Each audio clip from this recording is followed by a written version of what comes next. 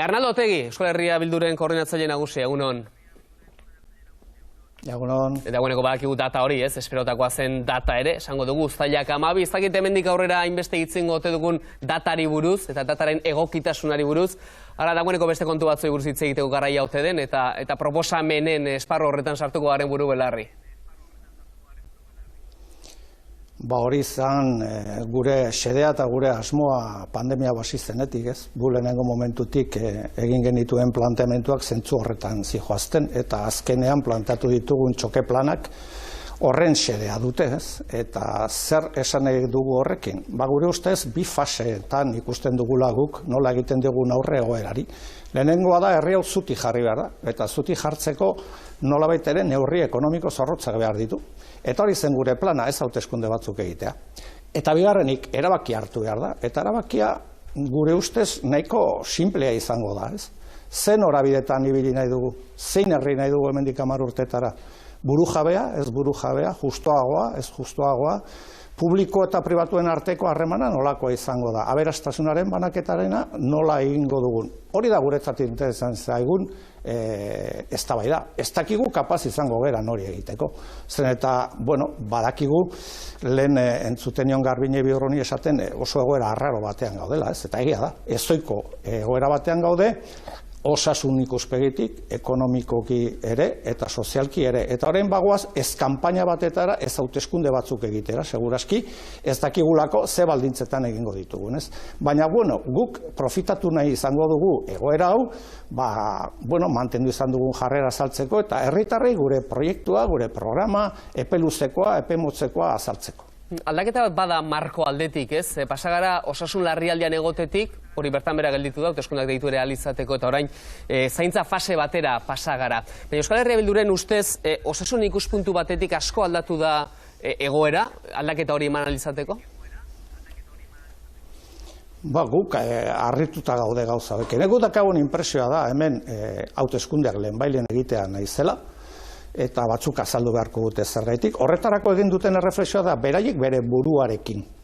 Besteak ez gaituzte entzun egin dutena da, beraien kalkula egin orduan. Jarri dute, nolabait ere Audientzia Nazionalean sententziak egiten diren modu berean gauza mahai gainean. Lehenengo sententzia egiten da, eta da, hauteskundean ditugu, eta hortik aurrera nolabait ere eraiki egiten da lehen zen normalidade berri bat, eta lehen guretzat normalidade faltsu bat. Eta faltsu bat den egoera bati buruz hitz egiten ari gara. Zerbaitik esaten dugu hau. Norbaitek ulertzen dugu, eta 4 ordutan ja ez gaudela alarma sanitarioan, eta orain vigilantzia sanitarioan gaudela, hori zergaitik. Norbaitek ulertzen du gainera hori egiten dela justo datu gutxien ematen duten momentuan. Nik uste dut momentu hau berriro diogu. Guretzat badago etxai bat momentu honetan, eta etxaia da COVID-a. COVID-19 da etxaia, guztiona. Gure osasuna nolabait ere arriskuan jartzen duna. Bigarrenik, badago bigarren lehentasun bat, eta da, bere pertsiana ireki behar duten komertzianteak, tabernaria, restauranteak, enpresa txikiak, eta ziurtatu da dute txoke plan bat, nolabait ere aurre egiteko egoerari? Ez. Guk txoke plan bat planteatu dugu, eta gainera esan dugu nola finanziatu daiteken. Nondik atera daitezken errekurso publikoak. Eta, batzuk hemen ez dakate interesa handirik hortaz hitz egiteko, eta nahi dutena da, hauteskunde lehia batetara jutea, inor ez dakigunean, nola egingo dugun hori zemotateko kanpaina izango den, eta guretzat... Alare, atzoko agerraldian Otegi jauna, Urkullu lehendakariak mezuare botazien Euskal Herria Bilduri, ez? Nola baitere esan zuelako ez duela Euskal Herria Bildu presarik autonomia erkidegoan hauteskundeak deitzeko, baina bere bazkide den Eskerra Republikana Katalunian bai eskatzen ditula, ez? Eta biak bazkide baldin badira, hain ikuspuntu desberdinak nola eduki litzaketen, hori nola baitere utzi zuen hor. Postez naiz lehendakariarentzat Eskerra Republikana de Katalunia referente politiko bat izatea. Espero dut bere diskursoa egitea hemendik aurrera, eta beraz ezkerretik eta independentismotik egitea aurrera hemendik datozen aste eta hilabeteran. Ez dago zerikusirik, ez du zerikusirik nolabait ere hango egoera eta hemengoa. Ez hangoa larriagoa da gainera, ez? Hemen, Bai, baina, beraiek azaldu beharko dute zergaitik egiten duten hori, guk ez ginen ados nolabait ere uztailean egiteko hauteskunde hauek, ez hauteskundeak ez ditugulako maite, ez beldur dugulako, ez ez, inondik inora ere ez dugulako pentsatzen jende azkenean bozka ematera joan behar dela. Baizik, ulertzen dugulako pandemia baten erdian, alarma egoera baten erdian, hauteskunde batzuk planteatzean nun, ez ditugun tresna nahikorik jendeak dituen arazoai aurre egiteko txoke plan baten bidez eta bar, guretzat arduragabekeri izugarri iruditzen zaigu. Guretzat esatea hemendik 8 astetara baldintza sanitario eta berma sanitario guztiak egongo direla, hori bai dela predikzio egitea inork ez dakienean hemendik 8 astetara nola egongo geran. Ojala ondo gauden, eta noski hori denak nahi dugu.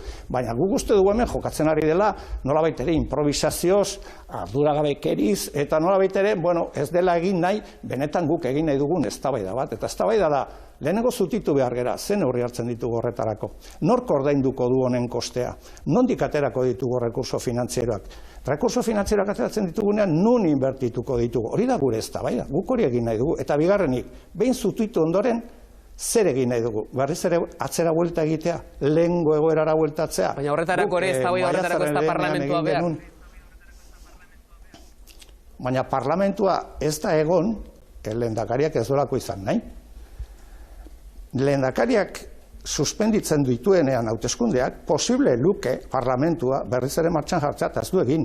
Eta ez du egin, ez duelako maite, ez duelako nahi, ez duelako gogoko, besteekin, bera bezala pentsatzen ez dutenekin, gauzak adostea, hain simplea da.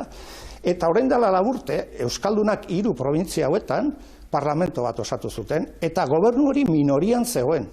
Eta minorian egotea pandemia baten erdian eskatzen duena da gobernantza eredua irekitzea. Mundu guztiari, gurekin ez du hitz egin, bi aldiz hitz egin dugu, hauteskundei buruz hitz egiteko. Eta zentzu horretan, barkatu, erori zait.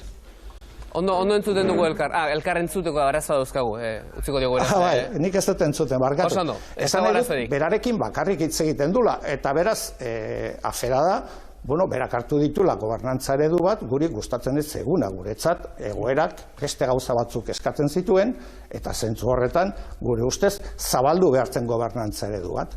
Kanpainari buruz ere bai, Otegi jauna.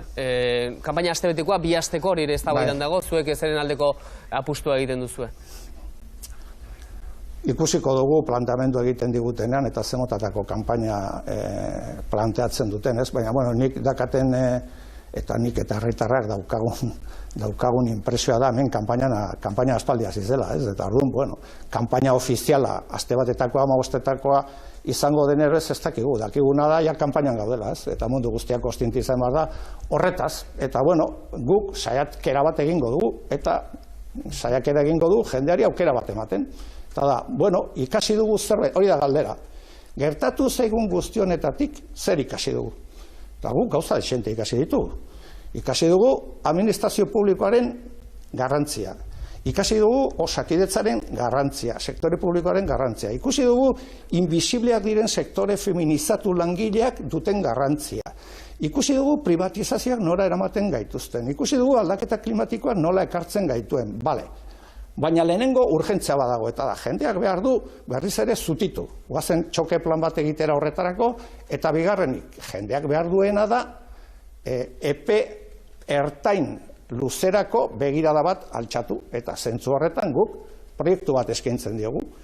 Zaintzen duen herri bat, hezitzen duen herri bat, burujabea den herri bat, aberastasuna banatzen duen herri bat, hori da gure proiektua. Eta jendeak egin beharko duna da, aukeratu, eta guk horretara jungo gera, ez? Aurikularra uste dut berriz ere berreskuratu dela Otegi jaunak eta elkarra entzuteko aukera ere badaukagula. Gora beratxo da bil, Abstentziarekin kezkari bai, zentzu horretan? Nik uste dut orain egitea espekulazioak abstentziari buruz zaila dela, ez? Egia da, hori dela arrisku bat, ez? Badaukagu esperientzia bat, Macronek egindako hauteskundetan, eta sekulako abstentzia egon zen, ez? Eta hori izan daiteke, egon daitekeen arrisku bat. Guk aldiz, pentsatzen dugu, zerbait ikasi dugun horretan, sekulako aukera bat ere irekitzen zaigula. Eta da, herriak erabaki egin behar du. Eta erabaki behar du ereduen inguruan, nora jun nahi dezun, eta ze modutan jun nahi dezun, nola zutitu nahi zean, eta nola jun nahi zean. Eta hori nik uste dut horretarako aukera egon behar dela. Eta nik, beti esaten dut, nik gure kultura politikoan ezkerreko kultura politiko honetan, gu jendeari gauza bat esaten diogu. Hemen badira eskubideak eta badira bete beharrak. Eta hemen ardura denona da. Orain aukera bat irekiko da. Eztabaidatzeko eta bakoitzak bere ikuspuntuak mahai gainean jartzeko errespetu guztiarekin. Eta jendeak erabaki beharko du. Eta erabakitzen duzun horrekin gero arduratsu izan behar zera. Hemen bi eredu egongo dira. Bi eredu egongo dira. Bata lehengo garaietara eramaten gaituena, berriz ere, eta beste bat, etorkizuneko proposamen bat planteatzen duna. Iraganara bueltatzea ez duelako etorkizunik. Eta guk hori ordezkatu nahiko dugu apaltasun guztiarekin. Eta zentzu horretan uste dugu horrek aukera emango diola jendeari nolabait ere hauteskunde batzuren bidez erabakiak hartzeko. Eta etorkizuneko proposamen horietan, koherente izateko. Otegi jauna, etorkizuneko proposamen horietan, ezkerreko alternatiba hori, aurretik ere honi buruz hitz egin duguta, Becerra jaunarekin, Gorrotxategi Andrearekin, Mendia Andrearekin, ezkerreko alternatiba hori eratzeko zer moduz dago giroa?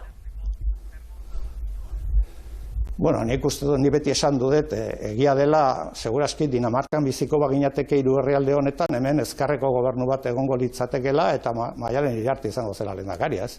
Baina ez gaude egoera arrunt batean, eta beraz nik ez ditut ikusten aukerarik horretarako. Ni konbentzituta nago, zenbakiak ematen baldin badute, berriz ere Gobierno de Salvación Laboral, berriz ere PNV-PSOE. Eta horrek esan nahiko du, berriz ere aukera hori baldin badago, behizira ganera bueltatuko garela, privatizazioetara, aberastasuna ez banatzera, eta berri hori jarraituko dugula inertzia batean. Orduan oposizio da aukera bakarra etxe bildurentzat?